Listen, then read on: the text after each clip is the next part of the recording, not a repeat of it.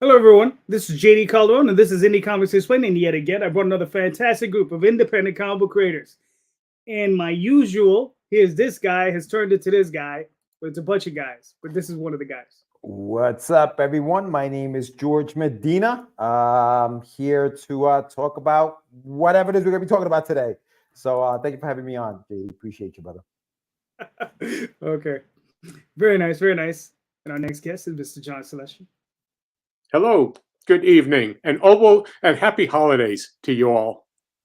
So, I'm John Celestri. I'm a 50-year veteran of animation and comic book creation, and I'm known mostly for animating Boba Fett in the Star Wars Holiday Special. Nice. So, and done a whole bunch of other things that we can get into later on. Yes. How you doing? I'm Rob Multari. I'm a creator and writer of Nightwolf and the spinoff series Snowpaw. I also did a kids book called Wolfpack Pups, basically Muppet babyizing my characters for a younger audience. And I self-imprint through Lone Wolf Comics. Very nice. All right, cool. And of course, I'm way behind. How you doing, everyone? My name is JD Rosario. I am wearing this hat in honor of the fact that the Miami Dolphins won 30-0 over my New York Jets today. Repeat, 30-0 shut out today. Miami Dolphins over the New York Jets. We all know why JD Rosario is not here. This is why.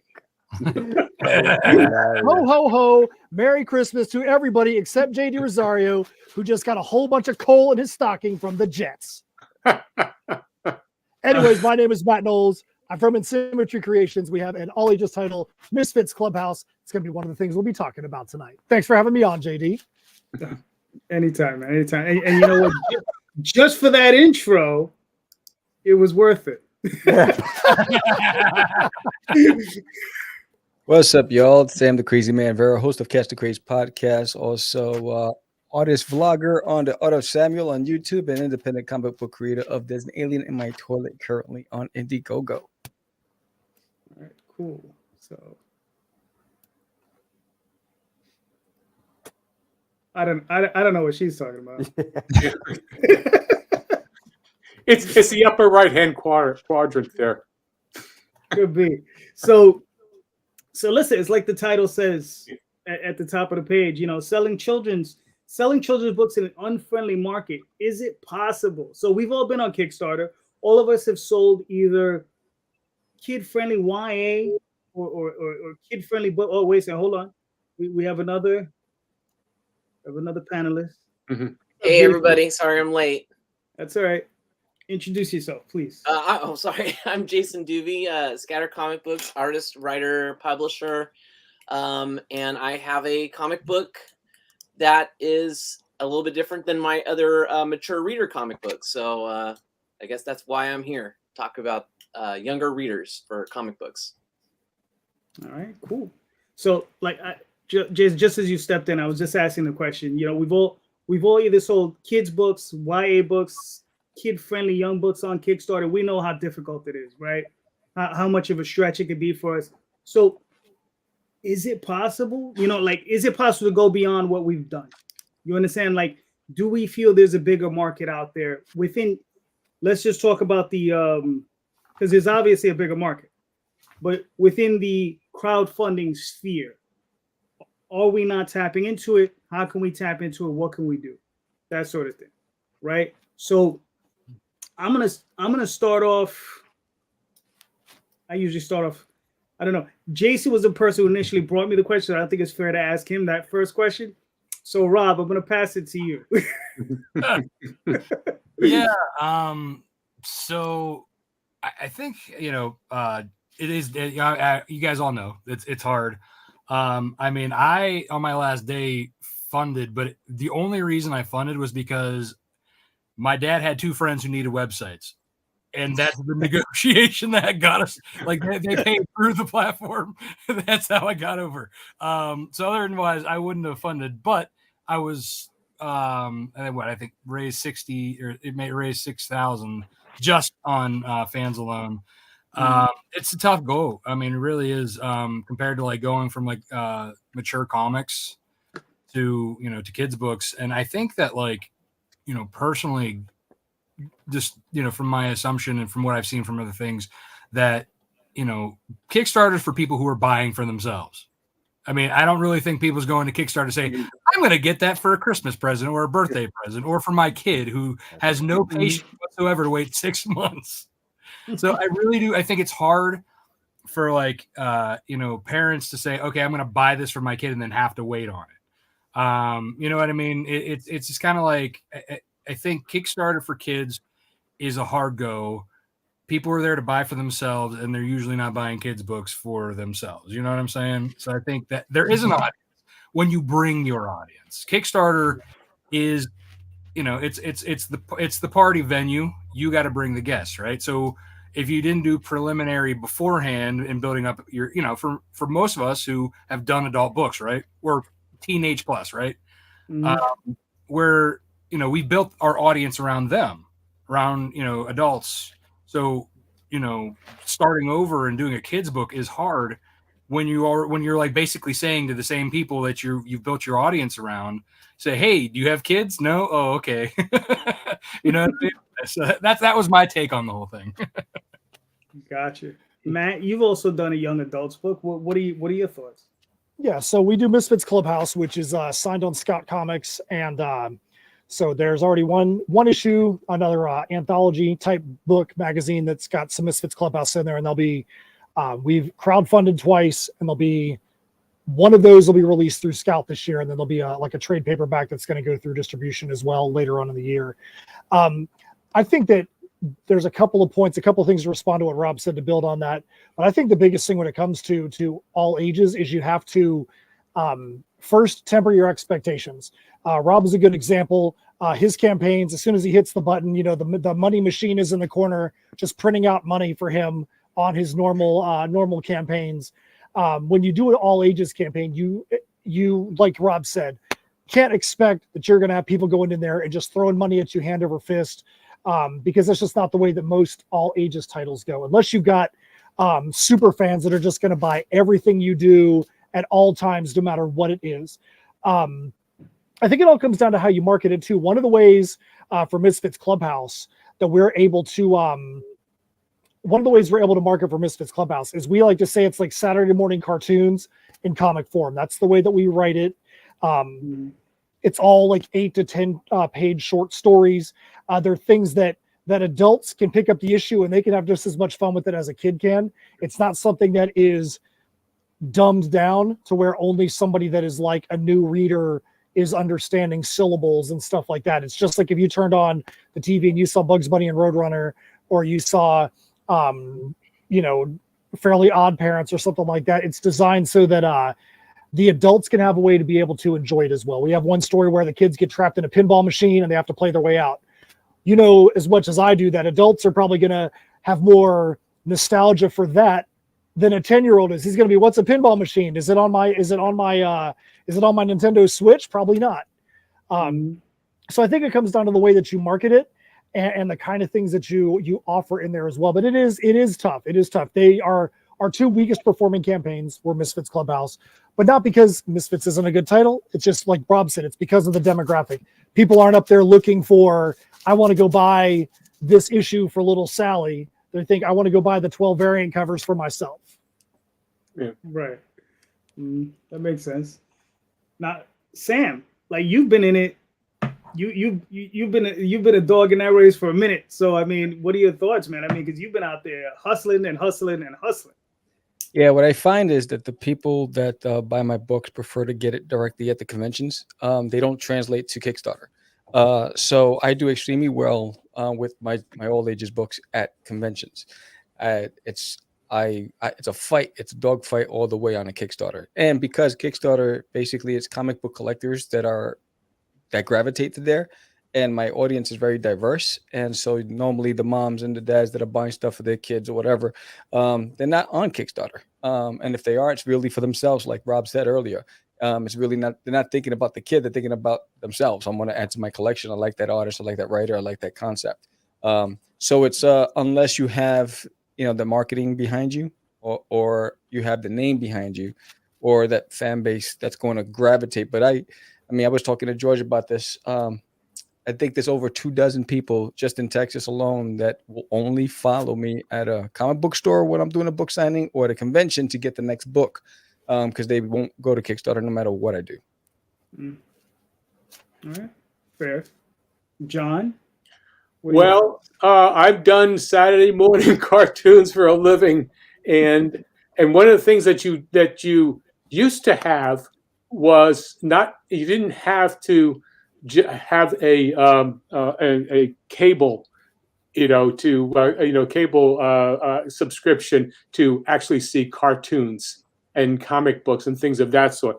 The killing of children-friendly material is that there's no place for a child to actually discover it on his own.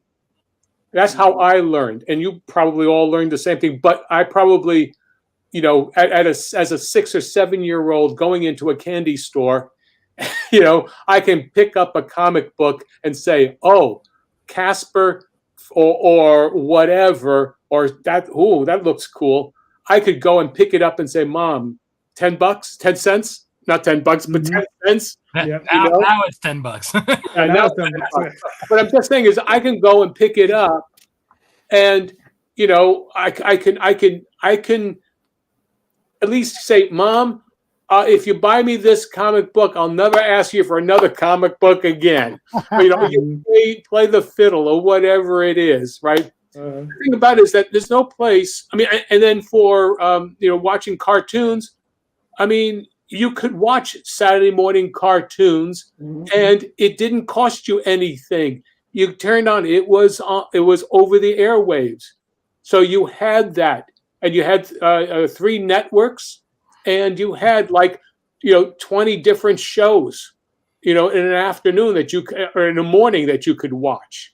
So I worked on my share of those. So anyway, the thing about it is that the market is only comic books are only aimed at people with credit cards, and kids don't have credit cards when we're talking about young kids being able to do that. That's the biggest problem. So now you're selling to the adult. Now I know from my personal experience, it wasn't last year, it was the year before, I had a little pop-up shop in one of the markets here in Lexington for a month at Christmas time. And I had my Snuffy and Zoe and Mega Moose and my other Snuffy and Zoe. And the kids, they were all gravitating to it, but you had to sell it to the adults. And sometimes, kids would be walking by and they'd be looking and say, "Oh, what's that?" And the parents would just drag them away. Yeah. And that's where you have your problems. Parents do not allow their kids to explore. Helicopter parents is what is screwing, childhoods. They're not allowed to eat a little dirt, discover something on their own and play with it. So that's where you have the problems. Now I have my personal thing of what I'm going to do, but I don't want to, I just say this is what our challenges is. Now maybe I'm wrong at that, but you all have done a lot better on your Kickstarters, even though I funded all my comics, but only by the skin of my teeth, and I've only because I've asked for only $500. That's the only reason that I managed to fund the books. Yeah, but that's one of the reasons for this panel is we all know how tough it is. Yeah, and especially this particular market, right? Yeah. We know there are particular markets that are, if you put Cthulhu on something and you have a decent understanding of the genre, you're gonna make you can convince that fan base to buy a certain amount from. Yeah. You might not make $50,000, but you can make a few grand. Yeah. So it just depends. But the same thing goes with putting boobs on the covers. You put a pretty girl on the cover, you're gonna sell a certain amount of books. And it just is what it is. Yeah. But in this particular case, yeah, I mean, just what you just said. Yeah, and I think one of the things about it is that the material is also different. Mm-hmm. I mean, in animation, I was working on Strawberry Shortcake, commercials, basically, half-hour shows. Right. But we've reached a point, and on He-Man and She-Ra, those are basically commercials for toys, and comic books are not considered anything. I mean, except for Scholastic Press, and they're just doing basically two kinds of series. There's more room than just for Dogman and for Captain Underpants or whatever. I mean, if that's all that is available, that's. Go ahead. Yeah. John, just hold on for a second. Matt, can you let Jay know why he's not on the show tonight again? Just let him know. He might not have seen it. Okay, so you weren't here, so what we're gonna do is hold on one second.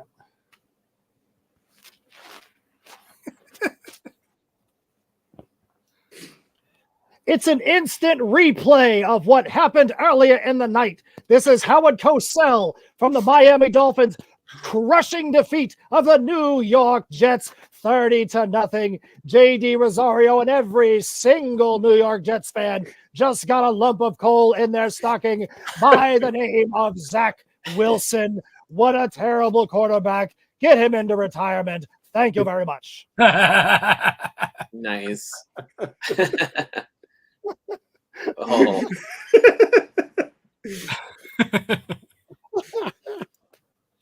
All right. Getting back to the question, though. I mean, I have something to say about like the comment about a lot of parents are taking their kids to comic shops. One by Alex, like way back. Yeah. So, I mean, as a parent, I have 3 kids. I tried to get my boys into comics. I really did. Like, they're 15 and 13 now. But I took them to the comic shop all the time. I tried. All of their action figures were Batman, Spider-Man, all of it. I made them watch the old cartoons from back in the day. I tried. They have no interest in comic books. You want to know why? Yeah. Attention span, TikTok. Yeah. Right. They want instant gratification. My son even said it one time at a Comic-Con. He's like, he's helping me, and he's like, yeah, I wouldn't buy all those. I wouldn't buy that. I wouldn't buy yours either. I'm like, thanks. he's like, it's not that like, and he's like, your comic is the only comic I've really read since the ones that we got from like Free Comic Book Day or the ones you bought me as a kid. And I'm like, he's like, not that the story's not good. I'm not into comics. Is that because comics is interactive in a sense that you got to actually work on it? Or is the passivity of TV and such where you're just consuming it that way? Well, I think there's just so much. I mean, like, they play they have a ton of video games. They have their phone with games on it. They have, all the social medias, except for the ones that I don't allow them to use because there's certain ones I'm like, no, you can't have that. But like, it's just, I think there's just so much, for them to absorb, unless and they don't like to read. I mean, clearly that's okay. Yeah. That's what I mean is that reading is something that forces you to use your brain and a muscle. And if you are just passive, basically you're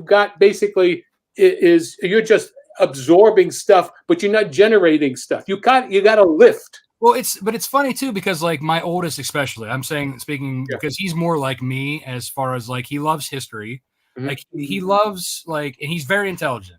Mm-hmm. Except he got his mom's like, I think intelligence and with me being dyslexic and ADD, I couldn't hold on to a whole lot of stuff in school. But he's like a straight A student, but he's not, he's one of those ones who's book smart, but not street smart, lack of common sense. But like he loves history. He loves coming up with story ideas. Mm-hmm. Right. Like that was how my mind always worked. Like I loved history and I loved coming up with different ideas. he's just like, again, he just doesn't like to read. He doesn't like to, get into comics. He wants to play his video games. He wants to, he plays, and he plays sports too. So, and my younger son, he wants to be a YouTuber. And I'm like, dude, you better come up with something really, really unique, or you're just going to be one of those guys out there saying, somebody watch my video. Having one of the things is that you have to be bored to want to entertain yourself. And that's one of the things that, that is necessary to, to be able to pick up a book. And you, as you say, there's too much stimulation at just picking up stuff. You have to go looking for things. You have to be bored to be able to be creative, because you either bored with what you're getting or there's nothing to do and I got to come up with something else, or I'm going to go crazy. Well, I think the thing too that we all have to think about is a lot of the titles, regardless of what genre it's in. Think about a lot of the titles that people know about. They don't just know about it because Spider-Man's a comic book or Iron Man's a comic book. They know about it from multimedia. They know about it from its existence in a place elsewhere than just the comic. And I think that all too often people want to be like, hey, I've got this comic book and hey, it's really cool. Oh, you're done reading it? Put it on the shelf. Now it's disappeared and you never see anything else about that book ever. And I think that especially with all ages titles, there needs to be more marketing, more trying to get it in front of people. Like, Rob picked up his phone earlier. And if they can't pick up their phone and find you anywhere in a space online where they can enjoy it, they may never even know you exist.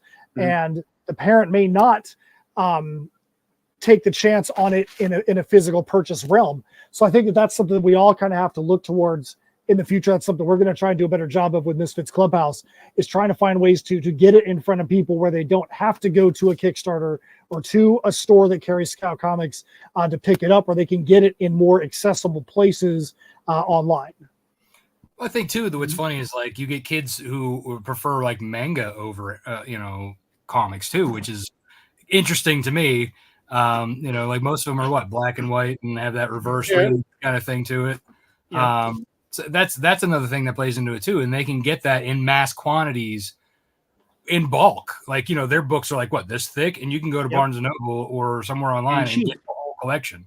Yeah, and you can get them cheap. Yeah, but the thing is that has been done. They're talking about years worth of material that has been dumped onto the marketplace with a Kickstarter. You know what? You better have a couple of years worth of material to be able then to start offering stuff. But that means that you've got to put the money out first and the energy first. Screw Kickstarter and do it yourself and be ready to go and be done with it. Kickstarter, I mean, if you've got to worry about that, it doesn't cost that much to print. What it is the effort and to be able to create the material and get it into that saleable material, that be ready to go and printed. But that's where so many people's money, where your budget goes into, right? True. All right, George, you've been silent, sir. What are you thinking? Because I can see you stewing. Go ahead. Yeah, no. I think you guys have said a lot of what I was thinking too, but I think and just to add to the why not on Kickstarter kind of thing, the pricing, right? Like, and Rob, you as a parent, do you want to spend $10, $15 on a book that your kid's going to ignore or may not read, or that's almost like a waste of money to you, right? Because you're the one footing the bill for it. No, so, I've backed kids' books that I know my daughter would like, right? Or I've also tried like ones that I'm like, okay, well, I think she'll like it, but again, like you said, once you want that one time you're done reading it, it's on the shelf with all the other books. And I think part of why we support these Kickstarters is because we're in it. We know what it's like, and we want to support other indies that are doing the same thing we're doing. But a parent who has no interest in the industry, just wants their kid to read something, is probably not going to do that. They're just going to say, yeah, now let me go take a look at this other book that I want to read, with the girl on the cover that I'm going to, that I'm going to enjoy. Yeah, like, I think got a second account so the wife can't follow. Exactly. So I think that's part of what hurts it as well. It's just the price how much it's going to cost us. Because even like I think John was mentioning this at shows where parents just kind of don't let their kids kind of browse through the books because they don't want to spend the money even there. You know, like they're like, nah, I don't know if I want to spend that much money on that comic right now. So let's just keep moving, you know, like, so there's a lot of that, I think. Oh, but Katie, I was going to say, I don't underestimate kids if they're allowed to browse and to look. You know, I mean, there's a lot of helicoptering. You know, Katie, you may not have heard that part. There is a lot of helicoptering where they keep kids from being able to pick up and browse. And I'm not talking about a 6-year-old. I'm talking about an 8, 9, 10-year-old coming by, looking, seeing stuff that's already there, and not being able to pick up a book and just flip through it. And then they look at it and they get dragged away and say, I don't know. Yeah, I mean, I could agree to that to a certain extent, but I think too, go back into George's statement is that you know, it comes down to the money. The kids don't have the money. Right. The parents are the ones who control the money. So for me, and you know, I'm sure George, it came from personal experience too, right? He's like, you know, we're as parents, we're, you know, think, okay, well, could I buy this here or could I find something cheaper on Amazon? Where, you know what I mean? Like it comes down to, you know, the budget too, you know, if it's not something that you know, the parent, you can't sell the parent on, you're definitely not going to, even though the kid's going, oh, I want that. The parents can be like, they're looking at the dollar amount first. Yeah. And I think, John, what you're talking to the point is that it's a generational thing. Because I mean, like, you know, I'm a latchkey kid, right? Mm-hmm. I don't know how many other, you know, I think George and Sam were probably latchkey kids, right? We're from the inner city, right? So our parents cut us loose and we were like rabid animals just running around doing what we wanted to do. Yeah. And it's like, just be home before it's dark. Yeah. Right? That's it. However, you got to make it home. Your skint knees, bloody elbows, black eyes, bruises. It doesn't matter. Just be here before it gets dark. That's all. That was it. Because if you didn't get home before it was dark, that was an issue. Right? Yep. The neighborhood, we hear my mom screaming through the get her! Where are you kids? And they're like, hey, I think your mom's calling you down there. Exactly, you know. I grew up in the sticks, so I had a lot of trees around. So if I didn't come home before dark, I'd get lost. To John's point, and I experience that all the time. George and I talk offline all the time. The parents do that, right? So the kids come over, and the kid's like, "Hey, mommy, I want this," and the parent wants to get a Funko Pop or wants to get a signed copy from somebody else, and they're like, "Well, it's not in the budget right now because I got to get what else on my list." And so that becomes a challenge. So what I do is to combat that is I'll give the parent a trading card, and the trading card has a QR code that directs them to my website. So what happens is they're usually there for that weekend or they're there the whole day. 9 times out of 10, the majority come back because they went to the website, because I see it immediately. As soon as they scan it, I get an alert on my phone. Someone's on your website from this state or whatever. And they come back. You know what? I want to get issue number 1, right? So for me, it's like they might not have time to talk to you, but I give them something to go and do research, and they feel comfortable enough to come back and say, all right, cool. Or if they're standing there with the kid, you got to sell it, you know, and that's what I do is you engage them. You talk to them about what they have in their hand, you know, whether or not they just got a graded comic book or a signature, whatever. You talk about that, and you just start that conversation, and then hopefully that likability grows into interest. Oh, you know what? I'm standing here. I didn't even ask you about your book. Let me check this out. Right. So it's a hustle, and you have to be in it when you're there. The difference is online. There's no face to it, right? There's no communication. It's even harder. Yeah. Yeah. So, and then, you know, I mean, I don't know how many a day are launching on Kickstarter comic books a day. Mm-hmm. So if you're looking for what just launched, you're scrolling and scrolling and scrolling and scrolling, right? But you're going to go to who you recognize, right? So it starts with who you recognize, what you already have in your pile, all those other things. So I think if you're an independent, you just have to hustle. You have to hit the streets and build that and cultivate that audience, and try as many avenues. Like I have my Art of channel, and that's what I do.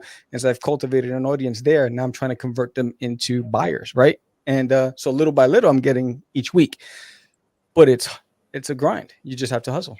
And to attest for as a parent going to these cons with kids, I always give my kids it's $40 each to spend, right? That's your limit. Mhm. Now think about what you want. Mhm. Because if you go over that, you're done, right? Mhm. So that's, and I kind of help to cultivate, say, hey, if you see something, look, don't buy. We'll go back to it at the end, right? So that's what I try to do so that they see everything. Yeah. Well, that's It doesn't great. always work. No. There'll be a third through the show. I want this, spend all their money, and then at the end of the show, Daddy, I need more money. I want to buy this. Yeah. You used yours up. Yep. Yeah. So, Jason, what are your thoughts, man? You've heard everybody else. What are you thinking? So I'm learning a lot. So I did the convention scene for many years with the comic book that I have right now on Kickstarter is Panda Days, and I shopped that through conventions, and it did really, really well. And so what I have right now is the trade back that collects them all. But to the points that I'm hearing, I used to do it wasn't like a mature readers, it was a supernatural comic book called Scattered. And I did that for many years, and my art style is very cartoony, and so it drew a lot of the kids to the table, and they all wanted to like take a look at this, and the parent would kind of give me a look like is this okay? Can they open this? Because you go to a convention and you don't know what you're opening on some of those tables. You have to be careful. So I was like, well, because it deals with religion and cultures and demons and angels. So I don't know what's going on in the parents' family, with their household, what they want their kids to be, seeing. So I'm like, maybe not this book, but I got some merchandise with these characters on it, t-shirts or stickers. And then it made me think I need to have something for younger readers. And that's kind of where Panda Days was originally. The idea was I'm going to do a book that the kids can come to the table and they go, I like the start style. I want to look at this comic. Unfortunately, for whatever reason, probably because I just don't know how to write for all ages that great, because it turned out to be more of a teenager, like young adult. There's nothing like really bad or anything in it, but it's definitely not a 5-year-old's not going to be the one to, the parents are not going to like that. But so anyway, that's kind of where I'm at, and I've been doing the conventions. It did really well, and I'm bringing it to Kickstarter for the first time. So that was kind of like, I did Shadowhunters, which is a more mature reader comic. I guess you guys want to say like the Bad Girl comics or anything, like that kind of thing. And that does really well in Kickstarter. So I was a little nervous because I heard a lot of people saying that the younger reader comics don't do as well. So I kind of reached out to JD, before I launched, and I was like, hey, you got any tips? Is there something I should know? Because you've been doing this for a while, and maybe you have kind of a grasp on the market, how to do it. And so that's kind of where this whole thing even started, because I was like, how do you reach younger readers? And he's like, hey, this is a discussion we could have on a panel. I'm like, okay, I'm here to learn. So yeah, because says I do as little marketing as possible. And I'm just like, no matter what I do, I want to market every day. Like every day I'm like posting something on all my social media, even if at least the art's different, it might be saying the kind of the same message, like go to this link and check out my Kickstarter. But, I'm trying to dress it up with different art and stuff. But I'm a big believer in you just kind of keep pounding it, and hopefully someone's going to see it in those 30 days. Someone's going to say, oh, you have a Kickstarter? I'm like, yeah, I've only been saying this for 30 days. And you finally see it. I love the ones who come afterwards. You're like, oh, you had a Kickstarter? It's over already? Yeah. I get, what's up, Marvin? I get a lot of people that always contact me the day after the Kickstarter's over. And I'm like, hey, can I get that book? I'm like, well, Jason, I think where were you a couple days ago, man? But we'll work something. I think you touched on something in there too, when you were like, the parents will come up to your table and be like, is it okay for my kid to pick this up? I think that especially when the vast majority of writers deal in stuff that probably would have R-rated content or more, you have to go out and show the potential consumer why they should trust that your book is actually going to really be all ages or family friendly or whatever it may be. Because we all know there's a lot of stuff out there, like, every one of us grew up watching Ren and Stimpy, and Ren and Stimpy is animated, and Ren and Stimpy clearly is not all ages. That is. I don't an know how adult- that made it. And it sure as hell deranged me. I mean, you got to have trust that what is there. And I think, that Jogger probably, touches that too. You got to have trust that what's there is actually going to be something that's going to be appropriate. We don't have any curse words in any of the books we have, no matter what it is. And we try to tell parents when they're at our tables, no matter what the book is, you don't have to worry about if you slam that book down on your coffee table and leave it there, that if little Johnny comes over, you're going, oh no, if little Johnny sees page 110, we're going to have an uncomfortable discussion. They don't have to worry about that with our books. They don't have to worry about that with Misfits. And that's one of the things too about Scoot, which is the Scouts All Ages imprint. If you ever see a book with the Scoot title on there, they actually do a really intense review of anything that goes on Scoot, so that there's not even double entendres that the parents are going to be the ones like the meme going, I get what you really mean. Oh yeah, they don't want any of that, because they don't want there to be something where the parent goes, Daddy, what is this walk of shame thing that the kids are talking about? They want none of that. Warner Brothers cartoons are full of that. All of those Bugs Bunny cartoons, all of the Looney Tunes, that's the problem with helicopter parenting. You're not allowing a child to grow up. It goes right by. You don't have to make it seem like, oh, and here's the thing is that, there's so much humor and so much material is really so ham-fisted, heavy-handed. There's not enough whimsy. There's not enough intelligence in the writing of the material for it to be taken two different ways. At one level, it's one thing, and for those who have experienced it, they're on a different level. But that was that's how it was done. That's how people used to live. That's how a lot of us grew up. A lot of us watched the Looney Tunes reruns, and then we had Animaniacs. Yeah. We had Tiny Toons. All that had the same kind of stuff. I remember watching it and my parents laughing at something that I was like, what? It went over my head. Yeah. It went over my head because it wasn't part of the normal, what I conceive as reality. Right. And then later on, as an adult, when you go back and watch that, you're like, oh. Yeah, all of those Wolfie cartoons from MGM. How many times those eyeballs are bulging, and they're more than just bulging out of the eyeballs. That all of that stuff is there, but it's funny, and it wasn't. There takes a certain amount of ability to get a gag over, or just get a story over. Remember, the Disneyfication of the Brothers Grimm's stories really did a disservice to children, because those Grimm stories were really not bloody, but they were bloody. They were scary, and they were for kids. They were supposed to teach you something, and now you can't do that.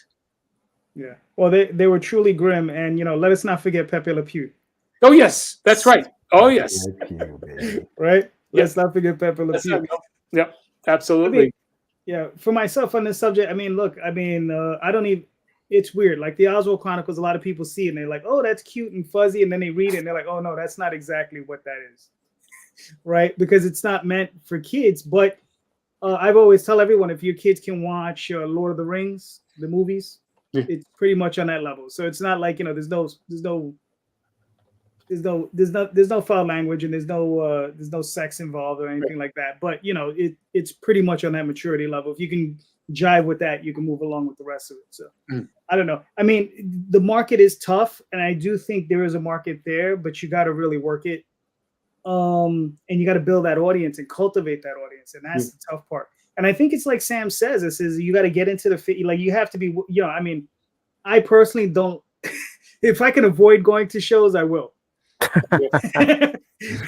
Right? I'd rather be in my PJs packing books and watching TV. I think you have to, for me, I think at least for me, shows are a necessity. And what's it opened up the doors for me? I've done 4 book signings at comic book shops this year in Texas because of they found me at a convention, right? Or because I made a connection with Paul Gomez, he's a writer, and he had a contact and he got me in, right? So I think you have to network, and you have to get your face out there. And then you have to have something that they can come back to, whether it's your website, your art channel. Like I do the art channel, and what I find are the kids prefer the shorts on my art channel, and the teenagers and adults prefer the vlogs, right? So so it's a difference. You got to have something for as many people as possible. And for me, it's funny because I had an epiphany this morning as I'm editing a vlog, and I'm like, where I'm most comfortable at and where I'm most competitive is when I'm out there and I'm out there connecting with the audience. Kickstarter is just a tool. It isn't the end all be all. It's good because it helps eliminate some of the burden of you having to print all the time and take money out your own pockets, but it's not going to solve the problem. What you need is, because what happens is when you're at an event and you're really trying to get your name out there, your product out there, you never know who's picking up that book. Right. So, and those people are not necessarily going to Kickstarter, but they're looking at are the Kickstarters that have hundreds or thousands of backers, because they're looking at the potential next brand to pick up for their publishing company or whatever it is. So they're not looking at anything below that. They're just looking at the rock stars. So it's usually, that diamond in the rough that, an editor or publisher's walking by and they see something. Oh, I never even seen this before. What is this? They pick it up, they take it home. They like it. Oh, you know what? Let me go see what else, how many issues have they done or whatever. Let me contact this person. So I think you have to hit the streets. It's a combination of both. Don't put all your eggs in one basket. That's what I've learned. Oh, definitely. I mean, going to cons, like for me, like my first Kickstarter failed, so I went to cons was my first way to start building my audience. And I didn't come back to Kickstarter until issue 3, of Nightwolf. So, I mean, that was like, for me, cons are one, it's great for networking. I've met more than half of my cover artists through networking at cons, and then anybody who I'm friends on Facebook, like, who are creators like you guys, I love connecting with. Like, I want to make sure if I go to a con, I'm looking to see who's there. It's not just like for sales too. It's like connecting and building, friendships and, connecting with your audience members, as well as like your fellow creators. Yeah, that's Definitely right. all about networking for sure. Exactly. And sometimes you run across like these special books, right? Like, like these strange, wonderful titles that have ducks and they just make you wonder, what's going on. Go, look at you. All right. JD, I've been watching this show and you're getting really good at these segues, bro. You're really getting good at these freaking segues, dude. I'm trying. Good stuff, man. Good stuff. Yeah, so this is my and listen, and one of the questions that I was going to ask you guys pertaining to what we're talking about is the term all ages. Do you think it hurts us to call our books all ages, right? That was the question I was going to ask, because I personally, and I'll answer it first, I guess, I think it does. I think that we should have an age, we should have an age, not limit. I don't want to say limit. We should tell parents what age group this is for. Okay, just like toys do, right? Like you go to a Target, you look at the back of a package of an action figure. It'll tell you ages 3 to 7 or whatever it is, and it's up to you, the parent, whether or not you want to buy it for your 2-year-old. That's totally up to you, but it's there. And I think that if we did that with our books, it would help, the parent, you know what I mean, or at least give them I know that my 8-year-old probably wouldn't like this because, this says it's for 13-year-olds. Well, even though they might, because these kids are getting older a lot faster. Anyway, this is my website, getyourmeds.com. This is where I have all my books, all of my stuff. Wonder Duck is is a book that I created years ago. I mean, I'm a big fan of the Disney Afternoon, and I wanted my own Gizmo Duck, so I created Wonder Duck, and that's where it's from. He's from another planet. It's an anthropomorphic story. He's not on Earth. It's a completely, fictitious world, universe. And he is the hero of that world, Wonder Duck. His alter ego is a guy named Dube, who is actually an out-of-work actor who is trying to make it happen in this world. But, he decides that because he knows an agent. Maybe he can make a little money being a superhero. And that's Wonder Duck. And then I also have Russ 5377, which is for an older crowd, kids who read this. Teenagers is what I aim for here. The protagonist of the story is a 17-year-old boy who lives in an orphanage sometime in the future. I don't tell you when. But the orphanage isn't really an orphanage. It's actually a lab where they're trying to create the perfect specimen. When he finds this out, he decides, hey, man, it's time to get out of here. And the story kind of opens up with them trying to escape this orphanage. And that's where the story kind of takes off. So, yeah, so these are my books. I'm actually working on the third book right now called The Shameless Plug. Sometimes to fit in, you have to be yourself. And that, again, is for young adults. It's a YA book. So that's getyourmeds.com. Check it out. I have also merch and stuff like that you guys can pick up there. Gotcha. So when is your next campaign? I am not doing another campaign maybe until next year. And basically because of what we're talking about. Like I had a campaign for The Adventures of Wonder Duck and I did well in it, about 5 G's. But that thing was work, man. It was work. It was like, not that any other campaign isn't work. They all are. But just imagine trying to sell this book to parents online, like what we're talking about. It's extremely, extremely difficult to do. Yeah, I mean, it's a hustle.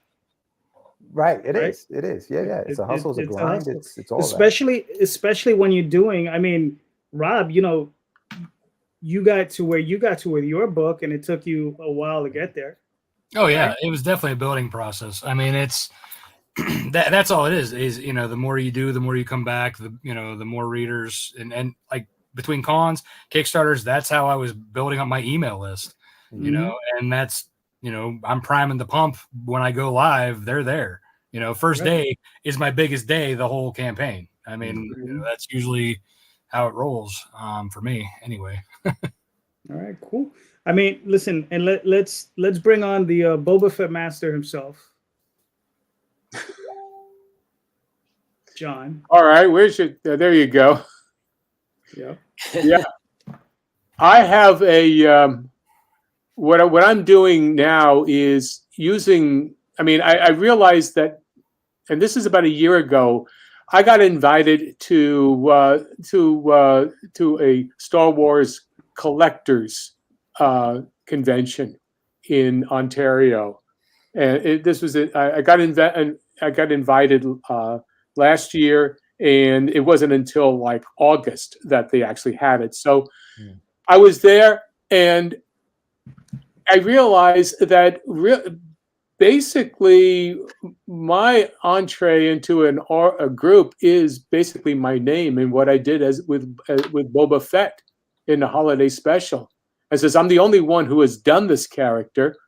I've been it was an incredible 2 days in. I mean, just signing my name. People were paying for it, So I started doing sketches and selling those. I mean, like those are about 15-minute sketches,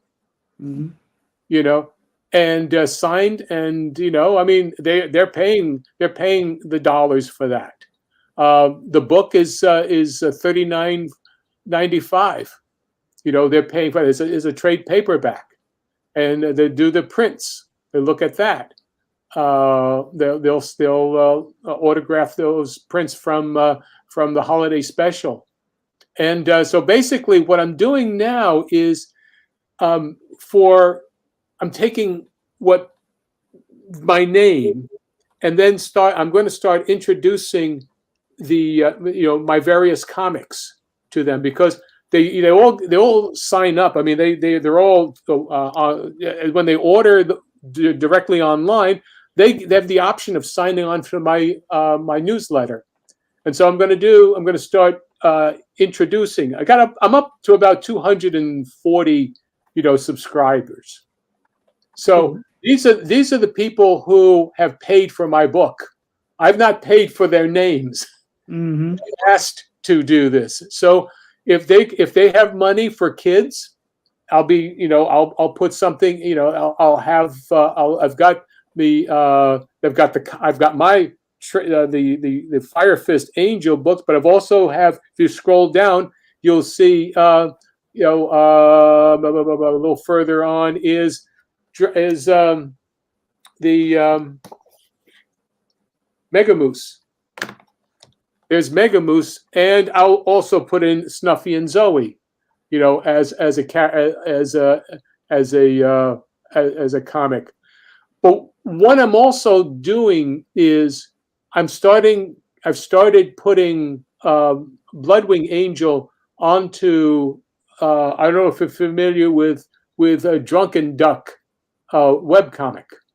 Mm-hmm. It's a website. It's one of the original webcomic sites. It started about in 2002. It's been going on since then. So what I'm doing is I'm putting in, I'm releasing 2 or 3 pages every Sunday and Wednesday, right from the beginning of it, and releasing that, and letting people read the book, read the story, treat it like a Sunday page, an old Sunday comic book page, because you used to get about 12 panels on a Sunday tabloid or what have you, and that was about the equivalent of 2 pages of comic book story. So I'll start doing that, and then if they're interested in seeing the books after I've reached a certain point, they can come. I've got digest copies, size copies, selling those for $10 for a trade paperback of 64 pages, trade paperback. So now, and then I'm also going to release the Snuffy and Zoe books, cartoons onto that website. So I will have something going on almost every day for a different range. The Snuffy and Zoe characters are for 4 to 7-year-olds. The other ones are from 8 to 10-year-olds. And then, too bad, you have to wait until you're 17 to read, the other the Angel books. But the idea is, my strongest point is that I'm the artist, and people are coming to me to see what I'm creating, not an LP. That's why I've got so many different things. I've got all different ranges for the characters and for kids. So the adults can, they can, at this stage, with the Doug web comics, they have everything. They have from everybody's age, from kids all the way up to adult. I mean, pornography, and it's just kind of like, it's all rated. It's all said. This is what your is, and this is, this is the age group, and so on and so forth. So it is. Yeah. I'm sorry, John. What's the website? It's a Duck Web the Duck Web Comics. It's the Duck Web. Yeah, if you go the Duck Web Comics.com. Okay, cool. And it's free. Mm-hmm. And it's free. And it is not. It is more that the kind of material in there, and this is where I'm more suited to that than going to some of the other web comics. It's not manga. It is more old school, underground comics. Traditional, but also there's a bit of manga in it, but it's all kinds of range of materials. So you can send, unless you're afraid to show people what you're doing ahead of selling your book, your print version, people want taste. Right. They want to taste it. And that's basically what we're doing.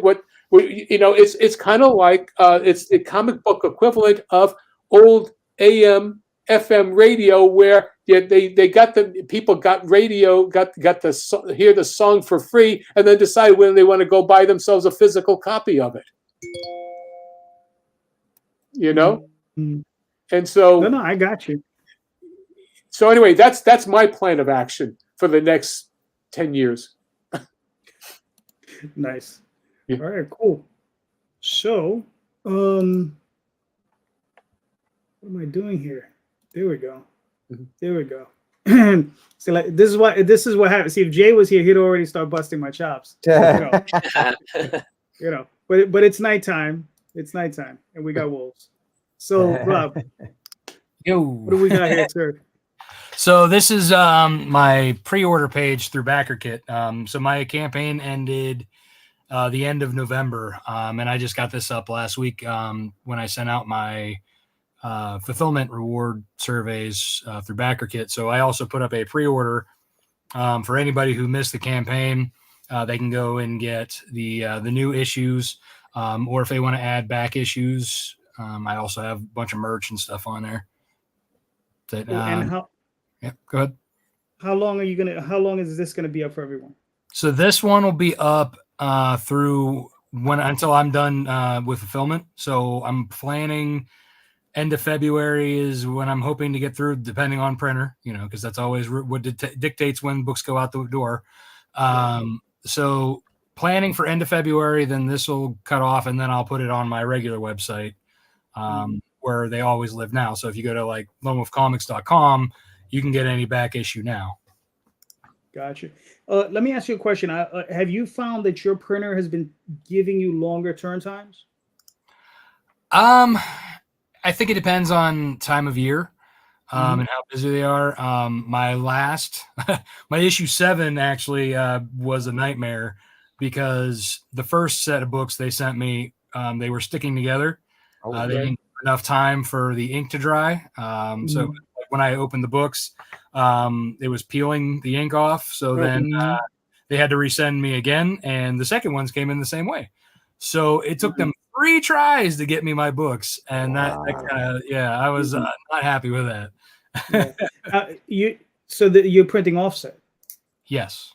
Oh, gotcha. Yeah. Because that's the only way the time the ink needs to dry. Because they usually, most presses usually have a heat treater. It runs through it. So as it goes through. This is I'm usually doing like a 300 print run for all, like between my different variants, like the 3000 that's coming in. But like they're coming, it's like really smashed together in boxes, and then coming like from Florida up to Pennsylvania, and that was it was just a bad combination, I think, and they didn't learn from it the first 2 times. Right. No, I got you. Yeah, that's always annoying. So this is 1 through 8. Yes. When do you expect 9? So 9 probably won't be till fall. My next campaign is going to be Snowpaw 3. Nice. And then the next one after that in spring will be the trade paperback for volume 2, collecting 5 through 8. Nice. And so maybe even spring or summer release for number 9. And then so it's basically Snowpaw 3, volume 2, Nightwolf 9, and hopefully Snowpaw 4 is my planned year for 2024. Cool. Very nice. Listen, this would be what campaign number 52 for you? No, I'm nowhere near you, man. I think I'm in like the teens. Okay, I thought it was at least 16, 17, somewhere on. I think that was number 12. I think was for me. Gotcha. Okay, cool. All right, and next is the other big name in here. We have Heirs of Isildur. Hey, so Heirs of Isildur, that's going to be our next campaign. It's going to be early February. This is book 3 in the Perilous Prospects series. A lot of people have been waiting for this because it took us quite a while to get I Am Keto, which is an Heirs of Isildur spinoff, to get that one done. That should be going to the printer here imminently and hopefully out to people by mid-January. So it's apocalyptic sci-fi set in a steampunk world. Issue 3 is going to definitely take things in a much crazier direction than you would expect. And if you read issues 1 and 2, that's saying a lot because each issue has some pretty crazy swerves and cliffhangers in there. But we feel like we've found a way to up the level of insanity and get this story really going nuts. So yeah, that's our next Kickstarter campaign. I talked about I Am Keto. That is our, I think, Mortal Kombat and Soul Calibur meets Mad Max. That story is just about done. We just did something for all of our backers where even though it's a graphic novel, we went back and retrofitted because we're going to be a few weeks later than we wanted to on the print. So we went back and said, if this was a series, what would issue 1 have looked like? And we did a digital only thing for our backers. And we did put it up on our website as well for people to purchase a digital. This is what issue 1 would be if it was issue 1, because there was a great, basically end of the first act scene that we thought would be really cool to get out there in people's hands and let that be like the big wow moment for a little bit and kind of go from there. But love for you guys to go and hit that notify button and be involved when Heirs of Isildur Perilous Prospects Book 3 is ready to hit the old Kickstarter. Nice. Now, when do you think? January, end of January, beginning of January? We believe that it's probably going to be first or second week of February is where we're going to hit that. Keto should drop in January. Heirs of Isildur 3 should be hitting Kickstarter beginning of February. Okay, cool. I also wanted to pull this. Have you shared up another thing?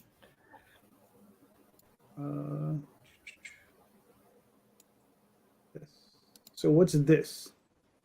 Yeah, so I just wanted to make sure that if people wanted to go to our site and see everything that we're about, this is our main website. It has everything that we do on there, all of our titles, anthology stuff we've done, metal music that we've done. There's links to the albums, explanations of the albums. I do a lot of panel hosting and emceeing. We have some pictures and some stuff about that. Steph does article writing. She writes for Fangoria, Horror Geek Life, Creepy Kingdom, Horror Buzz. I think she's right at like 90 bylines right now for those different sites.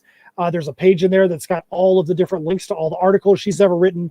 And it also has our store as well. So that's just want everybody to be able to see that if you wanted to get more information on the things that we do, there's Misfits Clubhouse, that you could go in there and take a look at all the different titles and get some explanations, some character backgrounds, and just see what they're all about. Our music videos are up there too.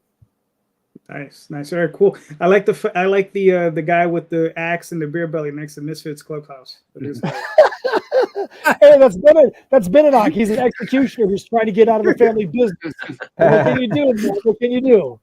I know. I just think it's funny. All right. So I mean, listen, man. Awesome as always. That stuff is incredible. All right. Cool. All right.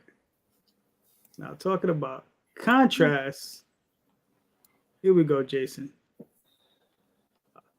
Oh, you got a video. Do you want me to play this? Sure. It's yeah. All right. It's very short. It's fun.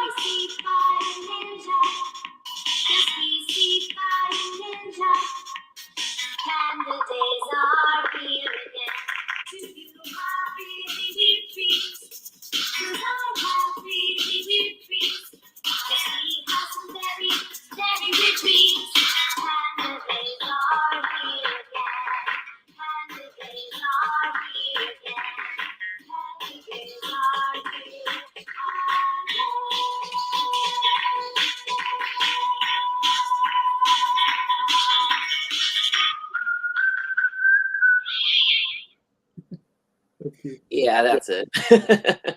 Awesome. It's very much an intro to a old school 80s anime, show. Who did the music for you? Backyard Astronauts. They actually did theme songs for my Shadowhunters comic and my Caffeine Poisoned comic books as well. They had a bunch of amazing musicians that did that, but that was a lot of fun. So this is a 134-page trade back that collects the entire 5-issue series of Panda Days, and it's just like in the vein of kind of a, I don't know if you know Ranma One Half. It's just kind of a really fun, goofy, just off the wall slapstick comic book. Bunch of chaotic characters. We've got the popularity kids versus the goth kids. We've got talking spiders. We've got vampire waiters that work at a coffee shop. We've got we just got a little bit of, it's just a real wacky world.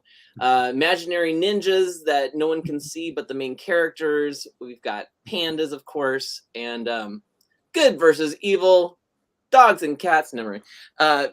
So anyway, it's just a lot of fun. I'm offering the trade back. I'm also doing original art sketches in the book if they want to personalize it. There's like a part in the trade that's got a nice little section where I'll do that. Usually the people want me to draw either them or someone like them or like a loved one in the Panda Days style. It's like a chibi style, but it's kind of not real like chibi. It's kind of my own style too. Mm-hmm. Panda Shorts was a comic book that was done in between the issues of Panda Days coming out because the fans really were at the conventions. I would be there, and if I had the same book too long, the fans would start going, where's the next issue? Where's the next issue? So I started putting together this thing called Panda Shorts, where little short stories with the Panda Days characters. I just had another artist drawing them. And so I had something to offer in between the issues. So I collected all those issues as well. So I got a bunch of artwork from the comic book that I found, and people seem to be grabbing it. So that's good.